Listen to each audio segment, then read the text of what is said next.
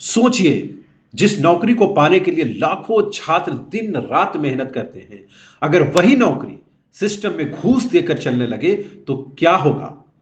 झारखंड के साहिबगंज जिले के बरहरवा से एक चौंकाने वाली खबर सामने आई है। बरहरवा में तैनात प्रखंड आपूर्ति पदाधिकारी नंदन कुमार को एसीबी यानी एंटी करप्शन ब्यूरो की टीम ने रंगे हाथों करीब 40,000 रुपए घूस लेते हुए गिरफ्तार किया है। सबसे हैरान करने वाली बात यह है कि नंदन कुमार की पोस्टिंग सिर्फ 2 महीने पहले हुई थी। जी हां, महज 2 महीने पहले इनकी पोस्टिंग हुई थी। और अब कहानी में आता है एक बड़ा ट्विस्ट। बताया जा रहा है कि नंदन कुमार ने जेएसएससी सीजीएल परीक्षा पास करके ही ये नौकरी हासिल की थी। जी हां, वही सीजीएल परीक्षा जिस पर पहले से ही पेपर लीक के गंभीर आरोप लगे हुए हैं। इस मामले की जांच कर रही है सीआईडी और छात्र लगातार आरोप लगा रहे हैं कि इस परीक्षा में बड़े पैमाने पर गड़बड़ी हुई है। अब सवाल यह उठता है कि अगर परीक्षा ही संदिग्ध है तो क्या ऐसे मामलों में चयनित लोग भी संदेह के घेरे में नहीं आएंगे।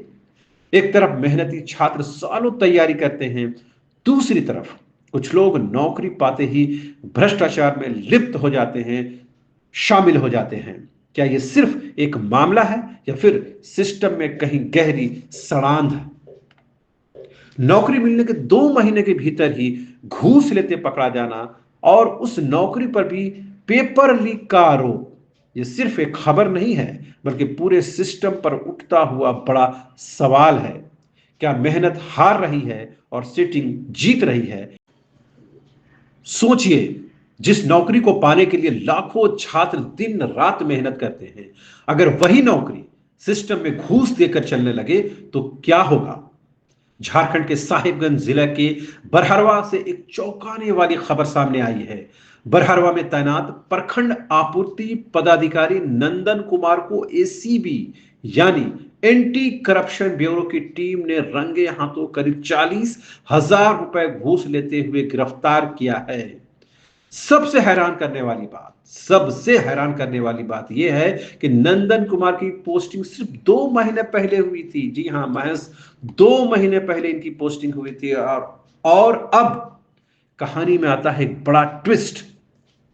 बताया जा रहा है कि नंदन कुमार ने जेएसएससी सीजीएल परीक्षा पास करके ही ये नौकरी हासिल की थी। जी हां, वही सीजीएल परीक्षा जिस पर पहले से ही पेपर लीक के गंभीर आरोप लगे हुए हैं। इस मामले की जांच कर रही है सीआईडी और छात्र लगातार आरोप लगा रहे हैं कि इस परीक्षा में बड़े पैमाने पर गड़बड़ी हुई है। अब सवाल यह उठता है कि अगर परीक्षा ही संदिग्ध है तो क्या ऐसे मामलों में चयनित लोग भी संदेह के घेरे में नहीं आएंगे।